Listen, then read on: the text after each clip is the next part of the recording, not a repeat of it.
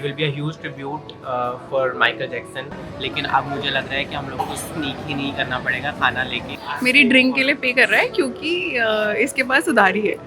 Felt like we are watching Michael Jackson on screen.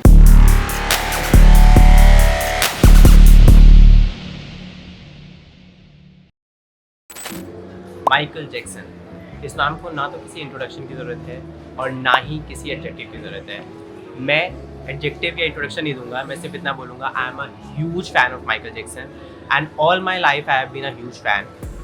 We all have grown up listening to his songs, and today I have come to watch this film Michael, it's the name of the film, and I'm very excited to see this film and I hope आप लोग भी excited होंगे। और अगर आप लोगों ने ये फिल्म अभी तक नहीं देखी है तो प्लीज़ जाकर देखिए, because I think it will be a huge tribute for Michael Jackson,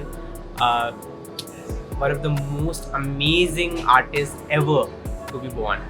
So yes, I love him and I'm very excited to watch the film. And guess who is with me right now? दैयाओं में दैया, मेरे बड़े भैया निधि दैया। तो स्वागत है आप लोगों का एक नए व्लॉग में, ऋषभ त्यागी व्लॉग्स में। आई होप आप लोग अच्छे होंगे, अगर अच्छे नहीं हैं तो प्लीज़ अपना ध्यान रखिए और अच्छे हो जाइए।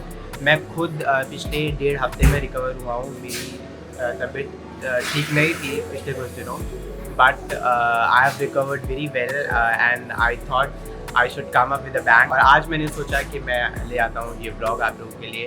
फिर I am going to watch this film Michael. ये ऋषभ ना मेरी हमारा ऋषिकेश कॉफ़ी जो बचा हुआ है वो मेरी ड्रिंक के लिए पे कर रहा है क्योंकि इसके पास उधारी है। और मुझे कह रहा है कि मेरा ना ब्लॉग बना दो पे करते हुए। चलो मॉल देखते हैं गाइस। ये सामने आपको दिख रहा है ज़ूडियो। ऋषभ यहीं से सारे कपड़े लेता है, चाहे वो कितना भी दुबई के ब्रांड्स दिखा दे, लेता वो कपड़े अपने ज़ूडियो से ही है, ठीक है। और ये सामने है बीबा, ये है मोबाइल एक्सेसरीज, ये है एस्केलेटर।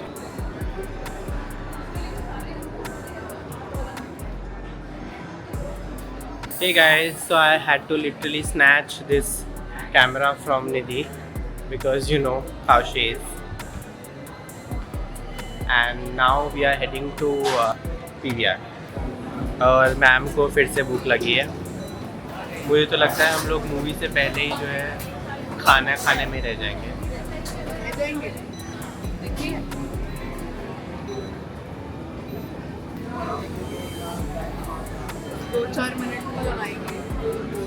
ये गाइस, तो गाइस हम लोगों ने ना मूवी से सिर्फ 15-20 मिनट पहले बर्गर ऑर्डर किया था और हम लोगों ने सोचा था कि टाइम से बर्गर आ जाएगा तो हम लोग मतलब खा के चले जाएंगे अंदर।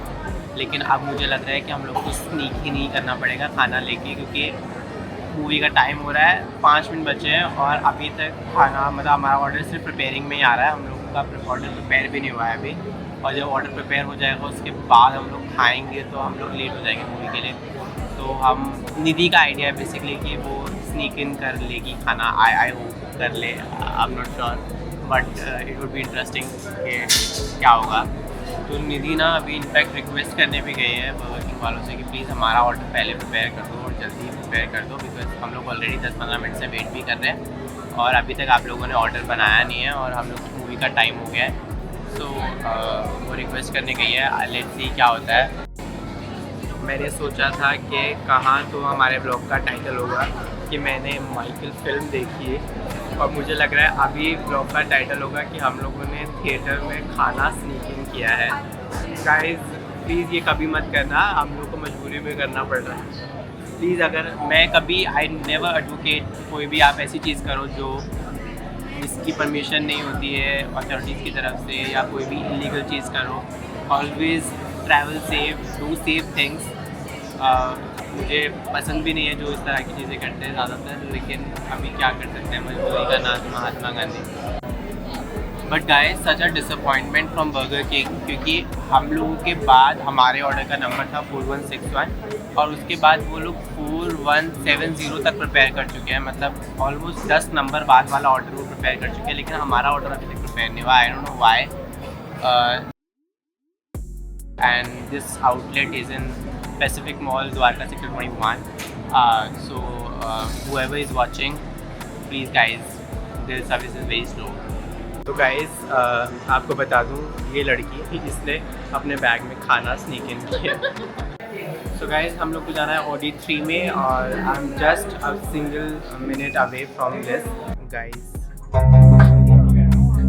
हम लोगों ने स्नीक इन कर लिया खाना। बहुत थ्रिल हो गया गाइस, बहुत थ्रिल हो गया। मैंने ब्लॉग में बोला पहले मुझे लगा था ब्लॉग का टाइटल होगा कि हम लोग माइकल मूवी देखने गए, और अब होगा कि हम लोगों ने थिएटर में खाना चुराया, मतलब खाना चुरा के अंदर लेके गए थिएटर में। And it is not something that we should be proud of. It is not something that we should be proud of. And आप लोग भी ये कब मत करना।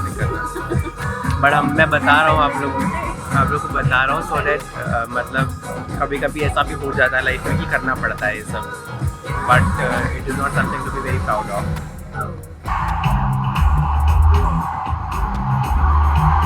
Am I having a hallucination? Emily?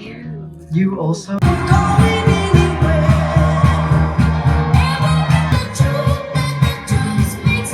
So guys, अभी हुआ है इंटरवल और I can't tell you how beautiful the movie is. I really loved how actors have delivered their performances. I'm very excited to see the second part of the film. And उसके बाद मैं finally आप लोग को एक अच्छा सा review दूंगा कि मुझे कैसी लगी मूवी।